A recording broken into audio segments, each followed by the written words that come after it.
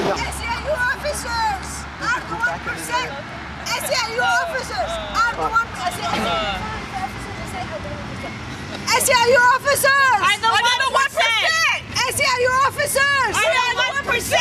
SEIU officers are the 1%. SEIU officers are the 1%. SEIU officers, where do you spend our money? SEIU officers, we want to see the books. Show us the books. Maria Gonzalez. We lost our jobs. We were demoted. We are now what they call techs employees. We lost our permanent jobs, and we are now temporary exempt. So we are, I guess, at will, and we're only safe until the 30th of March. Then we're out the door. We got our layoff notices yesterday. And all of Local 1021. Why didn't the union defend you? They had negotiations. What happened? They don't know about redevelopment agencies, so they know the city contract, but they don't know the redevelopment contract. So they were unprepared, and nobody had the foresight to send somebody to get prepared and get to know the issues. So when it came down from California, they were unprepared and unqualified to represent us. They did the best they could. They filled in. They went to talk to the mayor, who has absolutely no authority over employees. They made deals that we didn't benefit from. So, did Roxanne Sanchez and the leadership of the local try to talk to you, or no?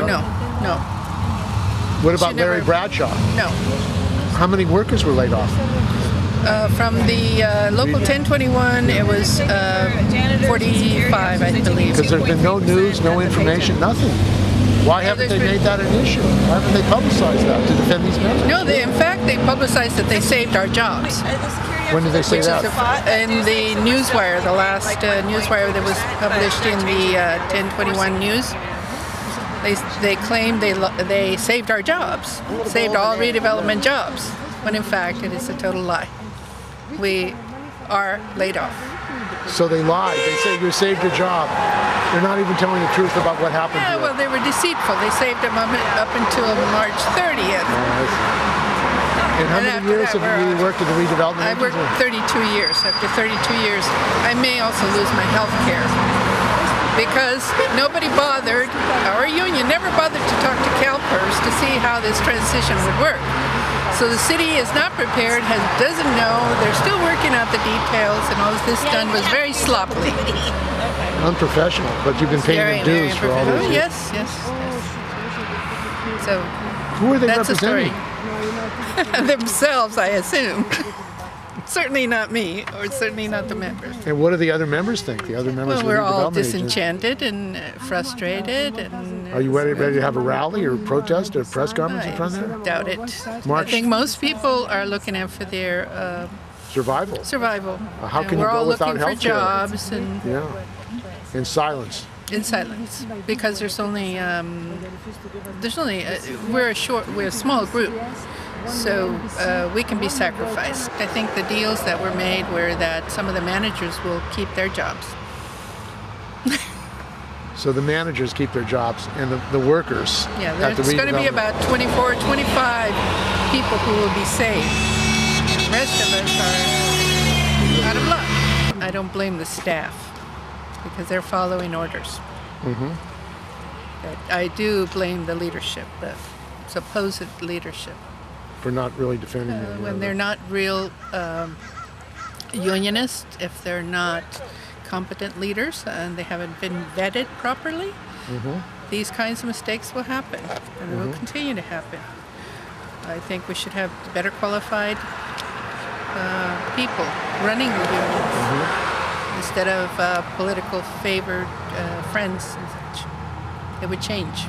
My name is Mariam Nouzem. I'm with the SEIU Local 1000 in Sacramento, and we thought we wanted to help our union, to help them save money, and we had some great idea to save the money. So we go to the headquarters on an appointment with Cora Okumura, the Secretary Treasurer, to discuss with her our ideas how we can save some money. And we start to ask questions. I want to see the budget. And they got upset. They kicked us out of the building. It was me and Erica, a friend of mine, a member too. We were two members. They kicked us out of the building because when they show us the numbers, it was all like in codes, and so we really didn't know. So we were asking. One of them was $5 million for strike. So I tell her, but we don't have the right to strike. It's not in our contract to strike. So what is this? Oh no, we just have it just in case. I said, okay, it doesn't happen. Where does it go, all this money? So they got upset. They literally kicked us out. They got two big guys, and we tell our story on video. You have 5-6 video on the web, SEIU.com. They kick us out of the building. So then we hire a lawyer and we pay with our own money to fight them. And they are spending our money to fight us, and we have to spend our money to protect ourselves against them. We hire a lawyer and we file with the Superior Court in Sacramento to audit them, for a lawsuit to audit them, and we got the date. It's going to be May 9th. We're going to, thank God, hopefully we win. And then after this, we had last June, we did a non-German campaign. So we hope this year that after we get the books and we see how they are splurging and stealing, I believe they're stealing our money, we get to do a non-German campaign in June. And then from June to November, we hope to gather 30,000 signatures to decertify them.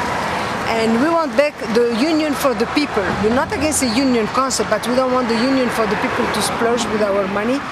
And one of the proof is that we had in the last conference 2 months ago in Oakland, they had one of the motion on the table to give themselves, the 4 SEIU officers, a raise of 400% 4 times their salary.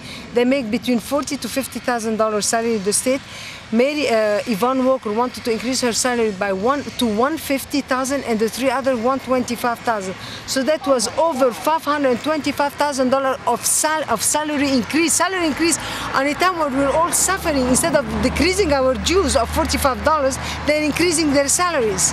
Can you imagine laws and regulation in our policies that anytime when there is a raise more than $20,000 expense, you have to get the majority of the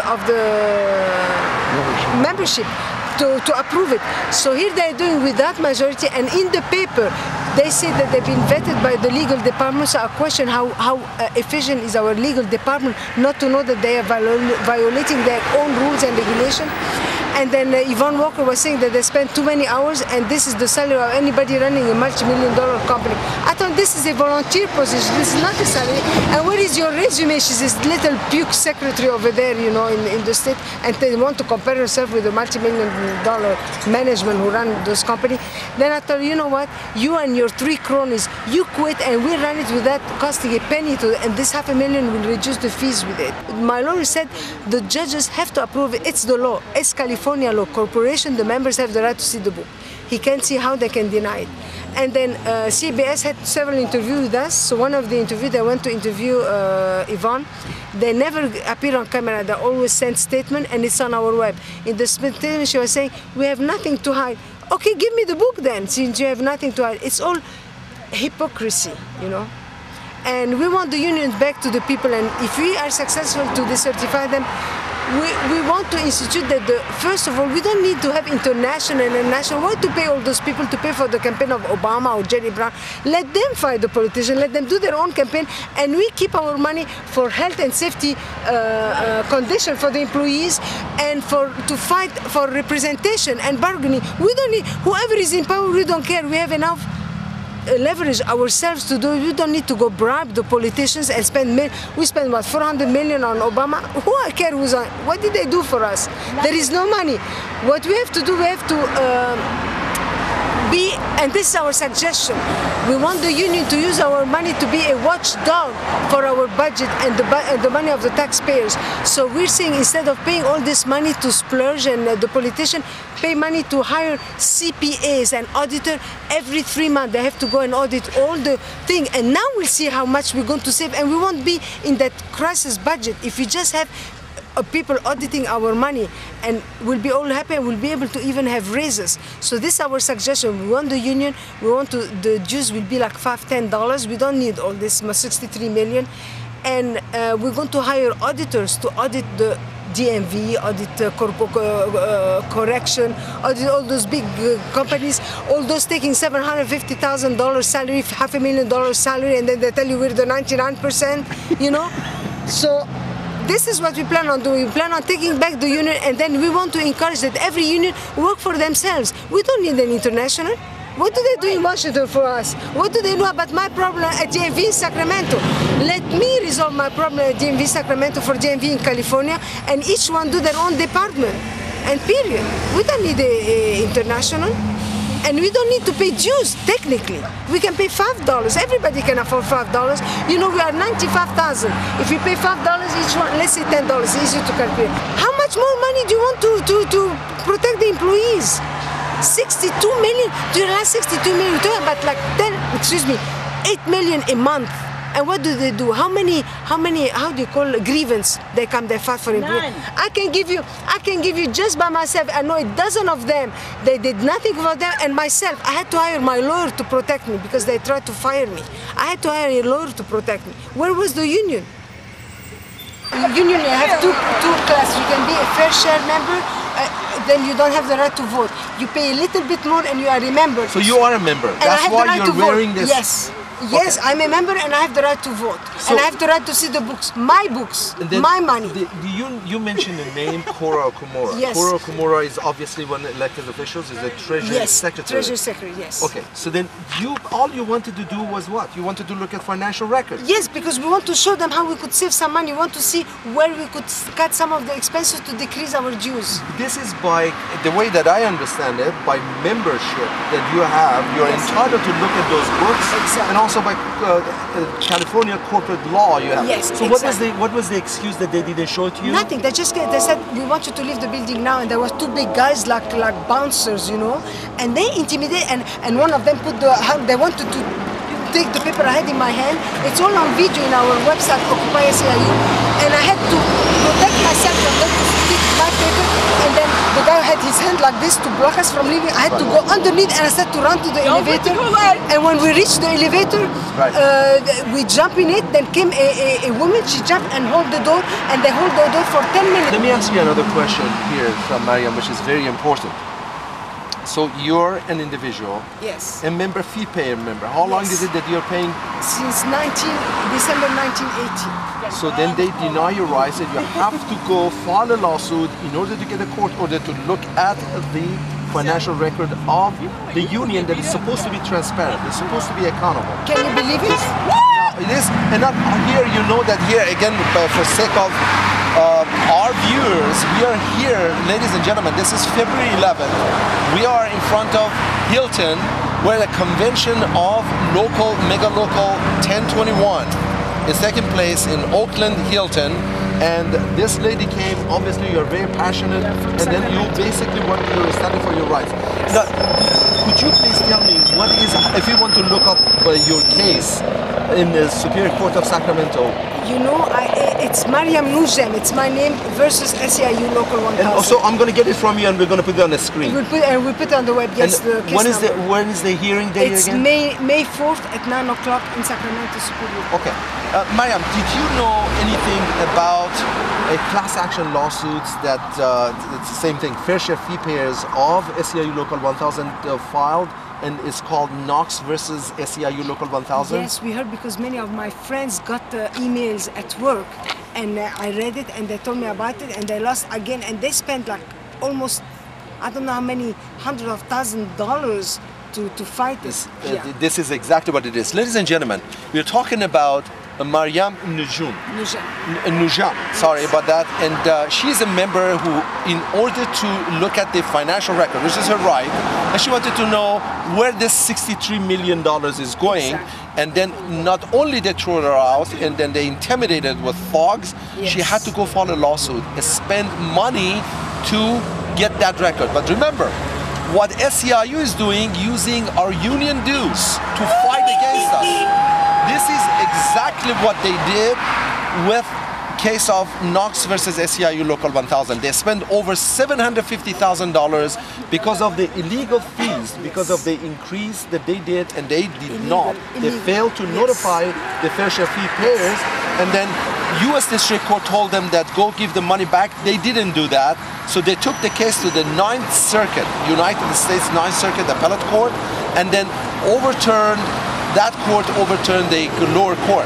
So these 6 representatives that we had representing 36,000 fair share fee payers of SEIU Local 1000, they took it to Supreme Court, and on January 10th it was heard. You can find these footages on Shout TV. You go to the archive and you're going to find it on the video page. But the point of the matter is, $750,000 conservatively they spend to fight us in order to keep the money that they stole from us. And here is another member, and then you know about the arbitration that we had for non-germane objector arbitration that we had in 2011, that we went over 15,000 people gave signed power of attorney to me, Ken Hamidi, that I represent them in that arbitration. Arbitration was total sham, and it was farce basically, and the arbitrator, the American Arbitration Association, they pay for all of that only to keep the records up. We did the same thing, Maria. On behalf of over 15,000 people, and as a matter of fact, these are the challengers only. Over 38,000 people were non-germane, over 38,000, and over 15,000 for first time, a record that set for any union in the United States, that they challenged SEIU for this allocation of the non-germane expenditure and calculation, and we asked for it, they didn't give it to us, and then here it is, a member to ask for the financial record, they don't give it to her, and then here is Knox versus SEIU that has to go to Supreme Court of United States, and here today we are here for a convention that we came over here to talk, and then about 10-15 security people paid by SEIU coming from other places that I even haven't heard the name of those places to stop us from going and talking to members. This is about transparency. This is about, and they told us that they're going to throw us out, and they threaten us. And then Mary Kay Henry and Josie Mooney, by the way, Mary Kay Henry, the president of SEIU International, when they heard that we are going to have this protest here, she was the keynote speaker on the opening date, as usually they do, and she has postponed it, and she's going to be here tomorrow. Okay, are you going to point out that you're lying to your viewers right now? Can I add okay, something hold on a second. I'll put the hand up. And there is a gentleman here, seems that has a view. Would you please come here and talk? If you're not lying, and let's join this conversation, please. Let's talk about transparency. Would you please join me here? First of all, what you are talking about has absolutely nothing to do with what is going on in this building. Mary Kay Henry did not find out about this protest and then postpone it a day. She was always scheduled for Sunday. You guys got the date wrong. Second of all, no, that is not a lie. No. Okay, that is not a lie. Second of all, you're talking about the stuff with SEIU and Local 1000. This is Local 10 to 1. We have 600 members in there who are coming up with our own member-created, member-driven plan. Right. You can free to talk about whatever you want here, but what you cannot do is misrepresent what is going on in that room. Okay. What you have done is present nothing but untruths about what is going on in that room. I have pleasure of talking to Randy Lyman. I'm on staff, on the communication staff. Communication staff. You're a staff of SEIU. Yes. You're basically paid by the union dues of. I'm not going to get drawn into your argument. You're not. You already got yourself in this. No, you are if it's misrepresenting what is going on in here. And then, Randy. Yes. Did you know about corruption of SEIU? We don't want to present SEIU You're corrupted asking the me core. about something that's got nothing to do with me, nothing to do with So this. what I'm trying to tell you is this. And what I'm trying to tell you is you're misrepresenting what is going on SEIU, no, I'm not. Yeah, you SEIU, here, talk about the transparency. We're talking with you. This lady, Okay, but she is. we go anywhere to prove our points. Randy. Why is SEIU 1021 hired Josie Mooney at $8,000 a month? I don't know. Do you know who she is? Do you know she was involved in rigging the election? Josie Mooney has done a lot of things. I'm not going to speak to Josie Mooney. She was involved in rigging the elections in 1021, and then she's hired as a consultant at $8,000. So what is the point? What is the point that you're basically defending your salary, you're defending your livelihood? That's what you're doing. No. What is it that you're doing? I'm doing my job. If it's not, we are talking about the union that you are supporting that is ruining our life. So what? It's stealing money from us by millions. They don't tell us what it is. That is not local 10 to 1. It is. You are part of. You are right now. Union-wide. I was at Local 1021. They hide the books from the members. Local 1021 misrepresents the truth. We are done now. That's right, Randy, because it's Randy, the don't truth. run. Don't run. SEIU Don't run. You're asking me about something. You are representing SEIU. Another representative running.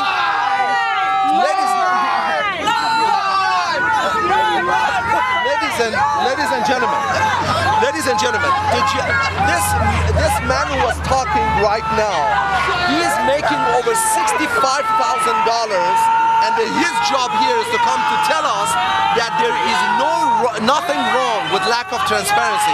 There is nothing wrong with lack of accountability. Randy, are you back here to talk with us? Someone? No, I'm here to take pictures. Oh, absolutely. And then why is it? It's a secret society, right? Then you're taking picture. What you want to? It's not for assassination or anything. Why? Why do you think it is? Why you have to take picture of us? What do you think? Are we? We are all the people that say the money that you're making over $60,000, $70,000. You are destroying the life, and you are representing a community of the people that they are.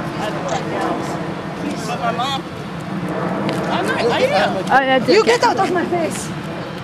Run! Here it is. Ladies and gentlemen, this is a staffer of SEIU Local 1021.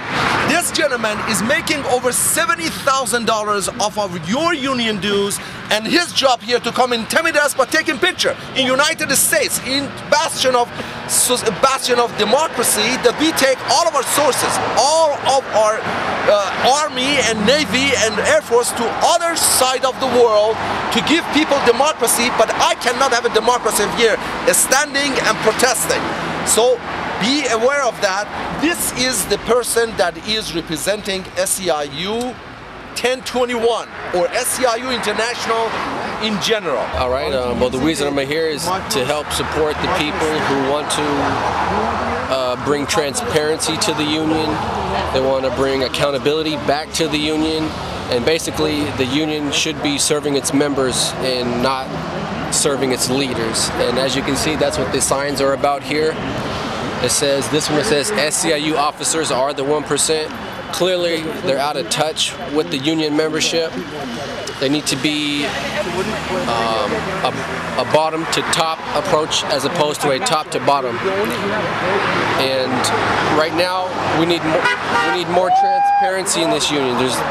There's corruption, there's greed that happens, and this is what you're noticing right now. Is like the people are coming together and finally uniting and hopefully taking back its union. My name's Catherine Cox, and I work as a security officer, private security officer in San Francisco.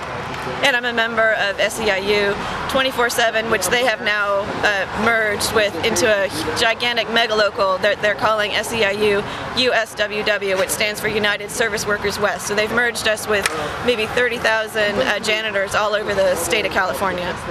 And did they do that with the vote of the membership? No. Well, what they did was they did it forcibly, because SEIU, back in the 2004 International Convention, they passed this resolution allowing the people who run SEIU, the president and executive board, to force mergers. So they actually did a forced merger behind the scenes that they didn't introduce to people, and then a year later, after it was all done, they run a vote. But these votes are so corrupt. Nobody is watching the ballot boxes. They didn't tell us ahead of time when the voting would be. They don't educate the members. They lie to the members about what's going on. And in the end, they're counting the ballots without anybody present. So the whole thing was a big joke as far as, oh, we voted to merge into USWW. And I want to say, as part of that vote, the security officers of Northern California of 24/7 supposedly voted to merge into it and to double their union dues. Now you tell me that security officers voted to double their union dues. I don't think so.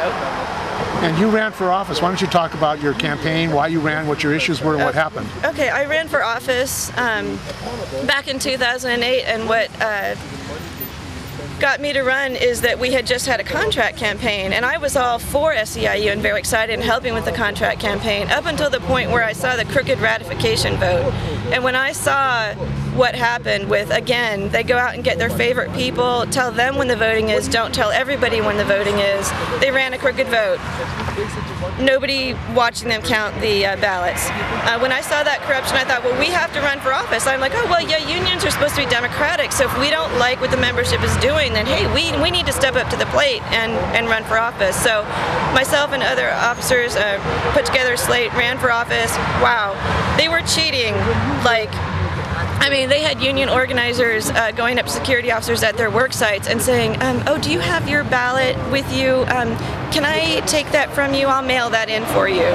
You know, we saw all kinds of things. They sent out a colored flyer to the entire membership. They did all kinds of things. And yeah, I went to the Department of Labor and they took a year to do the investigation, but they did throw that election out. So that's all documented. All their cheating at the election is documented. They threw out the election.